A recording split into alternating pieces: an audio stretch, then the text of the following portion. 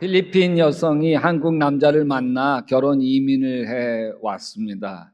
얼마나 낯설까요? 음식이 맞겠어요. 또 문화가 다르니까 얼마나 어려운 시간 보냈을까요? 뿐만 아니라 또 한국인들이 가지고 있는 편견 이런 것에 시달려야 했잖아요. 그런데 악착같이 한국어를 공부하기 시작하고 또 악착같이 자신처럼 다문화 가정을 이루고 있는 가정들을 돕는 일에 헌신하기 시작을 했어요. 근데 그게 영화에도 나오고 또 방송을 타기 시작하면서 얼굴이 알려지기 시작합니다. 그러자 이 어느 한 정당에서 이 다문화 가정의 목소리를 저 국회에 좀 알려줬으면 좋겠다. 그래서 정책에 반영되어질 수 있도록 비례대표 의원으로 영입을 했어요. 그래가지고 국회의원이 됐는데, 이거는 참 그 역사적으로 비한국인인데 국회의원이 되어진 또 귀화한 사람 중에 우리나라에서 첫 번째로 국회의원이 된 사람이에요. 여러분, 이런 비슷한 분이 성경에 나와 있는데 그게 느헤미야입니다. 여러분, 느헤미야는 2500년 전 페르시아 왕궁에서 유대 출신, 포로 출신인데 출세를 해서 아주 하늘의 별따기를 한 거죠. 왕의 총애를 받아 관직을 얻는데 그 관직도 잔을 맡은 자, 말하자면 왕의 생명을 보호하는 비서실장 또는 청와대 경호실장 같은 위치에 있는 사람이 느헤미야였습니다. 그러던 어느 날 유다 땅에 다녀온 하나니라고 하는 형제를 만나게 됐는데 여기 예루살렘 이스라엘 소식을 전해 주는 거예요. 사로잡혀 오지 않고 그 지방에 남은 사람들은 거기서 아주 고생이 매우 심합니다. 업신여김을 받습니다. 예루살렘 성벽은 허물어지고 성문은 다 불이 탔습니다. 그 순간 느헤미야 심장에 막 칼을 꽂는 것 같은 고통과 아픔이 밀려오는 거예요. 이 말을 듣고서 나는 주저앉아서 울었다. 나는 슬픔에 잠긴 채로 며칠 동안 금식하면서 하늘의 하나님께 기도하여 아뢰었다. 느헤미야가 왜 이렇게 울고 기도하였을까요? 이게 예루살렘 고향의 향수병 때문이었을까요? 사실 예루살렘은 그 느헤미야가 어릴 적 뛰놀던 고향이 아니에요.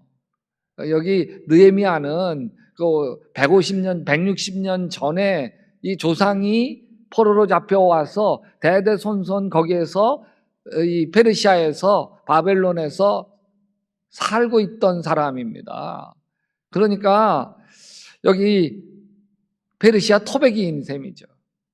왜 이토록 울었을까? 민족이 무너졌기 때문일까요? 그렇죠. 예루살렘 불탔기 때문일까요? 그렇죠. 그러나 더 큰 깊은 고통은 하나님의 이름이 조롱받고 하나님의 백성이 멸시받고 있는 거 견딜 수가 없는 거예요. 왜? 느헤미야의 뿌리가 예루살렘이고 느헤미야의 뿌리가 하나님이었기 때문입니다. 거기 느헤미야의 이 눈물 속에서 보면 하나님의 눈물, 하나님의 애통이 섞여 있습니다. 이제 이 종이 밤낮 주 앞에서 주님의 종 이스라엘 자손을 위하여 드리는 이 기도에 귀를 기울이시고 살펴주십시오. 같이 합시다. 우리 이스라엘 자손이 주님이 거역하는 죄를 지은 것을 자복합니다. 저와 저의 집안까지도 죄를 지었습니다. 아니 느헤미야는 밤낮 가릴 것 없이 하나님에게 이스라엘 자손을 위해 기도합니다. 그런데 기도에 이상한 대목이 나와요. 주여 저와 저의 집안까지도 죄를 지었습니다. 느헤미야가 딱 지은 죄 없어요. 예루살렘 성을 무너뜨린 장본인입니까? 아니에요. 바벨론 포로로 그렇게 만들어 온 사람입니까? 아니에요. 성전을 무너뜨리고 불태운 사람입니까? 아니에요. 이스라엘 민족을 이렇게 불행하게 비참하게 만든 장본인은 여러분 이전에 악행을 일삼던 유다 왕이고 또 불순종하던 이스라엘 백성들이고 그리고 악행을 우상 숭배하던 조상들 때문이죠. 근데 느헤미야는 저와 저의 집안이 죄를 지었다 고백해요. 왜 자신의 죄라고 뒤집었을까? 여러분, 이스라엘의 멸망은 한두 사람의 죄로 인해서 생긴 멸망이 아니죠. 오랜 세대 동안 쌓여온 민족의 죄 때문에 멸망을 당했습니다. 그래서 느헤미야는 지금 유다 백성들이 겪는 고난을 조상의 죄로 돌리지 않습니다. 그 죄가 지금 나에게도 연결되어져 있다고 고백하는 거예요. 사실 느헤미야 자체는 참 의로운 사람입니다. 이렇게 기도한 적이 있어요. 같이 읽어봅시다. 하나님, 내가 한 일을 기억하여 주십시오. 하나님의 성전을 보살핀 일과 예배를 드릴 수 있도록 정성껏 한 이 일을 잊지 마십시오. 여러분, 하나님께 진심이었던 사람 느헤미야입니다. 그런데 죄를 용서해 달라는 거예요. 여기서 가만히 보세요. 느헤미야는 자기는 괜찮아, 자기는 의로운 사람의 입장에서 그 문제를 바라보는 게 아니에요. 자신이 죄를 끌어안아요. 그 죄를 내 책임으로 끌어안고 책임을 짊어집니다. 이게 예수님이에요. 이게 예수님이에요. 예수님은 우리의 허물과 죄를 책망하러 오신 분이 아니에요. 심판하러 오신 분이 아니에요. 우리의 죄를 끌어안으려고 오신 분이에요. 사도 바울은 이렇게 얘기해요. 로마서 5장 8절에 시작. 그러나 우리가 아직 죄인이었을 때에 그리스도께서 우리를 위하여 죽으셨습니다. 이리하여 하나님께서는 우리들에 대한 자기의 사랑을 실증하셨습니다. 여기에 남의 탓이 없어요. 예루살렘이 이렇게 된 건 다 지도자들 탓, 백성들을 타락해서 이런 말이 없습니다. 느헤미야는 하나님, 내가 죄인입니다. 내 안에도 예루살렘에 죄가 있습니다. 여러분, 참된 회개의 시작은 다른 사람의 죄가 아니라 내 안의 죄의 그림자를 보는 데서 시작되어지는 거예요. 느헤미야는 자기 안에 하나님을 잃어버린 흔적을 발견합니다. 자신에게도 바빌론의 편안함이 점점 스며들어 있는 것을 본 것이죠. 이렇게 눈물로 기도하는 느헤미야 마음에 하나님은 유다에 대한, 예루살렘에 대한 거룩한 부담을 계속 심어줍니다. 이 예루살렘 부담 때문에 잠을 잘 못 자요. 식욕을 잃어요. 그리고 기도의 자리로 나아갈 수밖에 없어요. 그래서 성경은 이렇게 이야기합니다. 시편 51편 시작. 하나님께서 구하시는 제사는 상한 심령이라. 하나님이여 상하고 통회하는 마음을 주께서 멸시하지 아니하시리이다. 여러분, 하나님은 눈물로 기도하는 사람을 사용하십니다. 왜냐하면 그 눈물은 자기 슬픔이 아니라 하나님의 슬픔이기 때문입니다. 느헤미야는 비참한 예루살렘의 소식을 듣고 곧바로 왕에게 찾아가서 나 보내주십시오 뛰어가지 않습니다. 그냥 한동안 눈물로 기도만 합니다. 얼마 동안 기도했을까요? 여기 얼마 동안 기도했는지 나와요. 근데 나오는데 잘 몰라요. 느헤미야 1장 1절에 보면 기슬루월에 이제 예루살렘 소식을 들어요. 그리고 왕의 앞에 나아가는 때가 니산월이에요. 그러니까 기슬루월하고 니산월 사이. 이게 도대체 뭔 말이에요?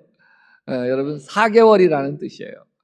4개월 동안 기도합니다. 4개월 동안 하나님은 느헤미야에게 기도하며 기다리시는 시간을 갖게 하는 거죠. 담대함을 주기 위해서. 왕의 마음을 움직일 때까지 그렇게 기다리게 하십니다. 이 4개월 동안 느헤미야에게는 자신 속에 수많은 갈등과 만나야 했었겠죠. 주님, 저 왕궁을 떠나는 거, 나와 내 가족 고생하는 건 괜찮습니다. 그런데 보세요, 그 하나님 아버지, 지금 유다 백성 중에 그래도 유다 백성들, 일반 백성들이 기댈 언덕이라고 하는 건 유다 관리인 나밖에 없지 않습니까? 그래서 무슨 사연과 어려움이 있을 때마다 나에게 찾아와서 하소연하면 내가 이 관직에 있는 것들을 활용해서 그들에게 기댈 언덕이 되었는데, 내가 예루살렘으로 떠나면 여기 이 사람들 어떡합니까? 그리고 그렇다고 안 떠나면 저 예루살렘은 어떡합니까? 기도가 깊어질수록 그 마음에 더 큰 통증이 밀려옵니다.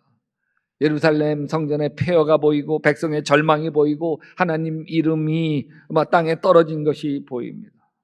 그래서 기도하면 기도할수록 그 마음에 선명해지게 하는 게 있는데, 따라서 합시다. 하나님이 나를 부르신다. 아멘. 여러분, 하나님이 우리에게 기다리게 하시는 이유가 뭔지 아세요? 여러분, 첫째, 하나님은 기다림 속에서 하나님을 기대하게 하십니다. 4개월은 여러분, 하나님이 반드시 길을 열어주신다 기대하는 시간이에요. 왕의 마음조차도 나는 왕의 마음을 설득하고 달래고 이런 건 불가능하지만, 왕의 마음, 이거 하나님 손에 있다고 하는 믿음을 가지고 서두르지 않고 하나님의 때를 기대하며 기다립니다. 두 번째, 하나님은 기다림 속에서 느헤미야가 하나님께 기도로 나오게 하십니다. 그냥 느헤미야의 기다림은 그냥 멍한 4개월이 아닙니다. 금식하며 기도하며 보낸 4개월입니다. 기다리는 동안 민족의 죄를 자복합니다. 기다리는 동안 하나님의 언약을 붙듭니다. 기다리는 동안 이렇게 간구합니다. 시작. 이제 주님의 종이 하는 모든 일을 형통하게 하여 주시고 왕에게 자비를 입게 하여 주시옵소서. 여러분, 구체적으로 기도하는 거예요. 기다림이 기도와 연결되어질 때 그 시간은 허비가 아닙니다. 하나님이 역사를 준비하는 영적인 시간입니다. 세 번째, 기다림 속에서 하나님은 포기하지 않는 믿음을 느헤미야에게 주십니다. 4개월 동안 아무 소식도 아무 변화도 없어 보이지만 느헤미야는 그 자리에서 기도를 포기하지 않습니다. 예루살렘을 포기하지 않습니다. 왕의 표정 하나로 목숨을 잃을 수도 있지만 그 위험 때문에 마음의 이 부담감을 꺼뜨리지 않습니다. 여호와 앞에 잠잠히 하고 참고 기다리라. 여러분, 말씀을 붙들고 느헤미야는 불평하고 포기하는 대신 사명을 놓지 않는 기다림을 선택합니다. 네 번째, 기다림 속에서 하나님은 오히려 느헤미야를 기다리고 계셨어요. 느헤미야가 4개월 동안 하나님을 기다린 것 같지만 사실은 하나님께서도 느헤미야를 기다리고 계시는 거죠. 여러분, 하나님은 기다리시는 분이에요. 한없이 기다리세요. 나를 더 기다려주시면서 하나님의 마음을 부어주십니다. 아멘. 나를 더 기다려주시면서 기도의 깊은 세계로 인도하십니다. 아멘. 나를 더 기다려주면서 내 모나고 거친 마음을 깨뜨리고 빚어주십니다. 지금 여러분의 삶이, 여러분의 믿음 생활이, 여러분의 가정이, 여러분의 사업이 모래사장에 버려져 있는 나룻배 한 척처럼 처량하신가요? 모든 것이 뜻대로 되지 않아 속상하신가요? 사업도 자식도 배우자도 자신만 하던 내 육신의 건강마저도 나에게 등 돌리고 있지는 않습니까? 여러분, 믿으십시오. 반드시 밀물의 때가 옵니다. 지금 기다릴 때예요. 아멘. 지금 울며 씨를 뿌리러 나갈 때예요. 그러지만 하나님께서 반드시 기쁨으로 단을 거두고 돌아오게 하십니다. 기다리는 때, 이때에 하나님을 기대하며, 아멘, 기도하며, 아멘, 기다릴 때 기적이 찾아올 줄 믿습니다. 밀물의 때가 온다니까요. 아멘. 예수님의 때가 와요. 축복의 때가 와요. 여러분, 기다리는 순간은 주님이 나를 인내하게 하는 순간이요. 아멘. 기도하게 하는 순간이요. 아멘. 나로 하여금 숙성하게 만드는 순간입니다. 내가 아름답게 변화되어지도록 하나님이 나를 기다리십니다. 때가 찼어요. 느헤미야가 왕 앞에 섭니다. 왕이 물어요. 내 얼굴이 어찌하여 슬프냐? 이 질문은 칼날과 같은 질문이에요. 왕 앞에서 슬픈 기색을 보이는 것은 반역의 신호로 보일 수 있어요. 목숨이 걸린 순간이에요. 목사님이 그렇게까지 얘기하는 건 좀 과장 아닙니까? 아니, 슬픈 기색을 했다고 목숨을 함부로 하겠어요? 표정 하나로 그럴 수 있겠어요? 아니에요. 그럴 수 있어요. 창세기에 보면 요셉이 왕궁 감옥에 갇혔을 때, 그때 느헤미야와 직격이 똑같았던 술 맡은 관원이 감옥에 갇혔어요. 왜 갇혔을까? 여러분, 유대 전승에 의하면 이 술 맡은 관원장이 포도주를 잔에 잘 따라가지고 임금님에게 딱 드렸대요. 임금님이 잔을 딱 받았는데 파리가 윙 다니다가만 폴딱 빠져버렸어요. 포도주 잔에. 마시려고 보니까 파리가 막 표면에서 막 이러고 앉아 있는 거예요. 아이, 재수 없어. 너 뭐야? 얘들아, 감옥에 쳐넣어라. 그래서 감옥 들어갔다는 거예요. 그래서 여러분, 왕이 이렇게 질문을 던졌을 때에 느헤미야 마음을 기록하고 있어요. 한번 읽어볼까요? 내가 병이 없거늘 어찌하여 얼굴에 수심이 있느냐? 이는 필연 내 마음에 근심이 있음이로다 하더라. 그때에 크게 두려운 거예요. 이때 어떻게 될지 모르는 거죠. 이때. 여러분, 안색이 다른 이유는 왕에게 가장 민감해요. 왜? 왕을 해칠 음모를 가지고 있어서 안색을 달리할 수 있기 때문이죠. 느헤미야는 솔직하게 털어놓을 수밖에 없었어요. 임금님, 제가 슬픈 얼굴을 한 까닭은 제 조상이 묻혀 있는 예루살렘 성이 폐허가 되어 있고 그 성문들이 다 불타 있기 때문입니다. 죄송합니다, 임금님. 그러자 임금이 전혀 예상치 못한 말을 합니다. 야, 그럼 네가 바라는 게 뭐냐? 굳게 잠겨있던 왕의 마음이 열린 것이죠. 그때 예레미야는 영원히 하나님을 향하여 달려갑니다.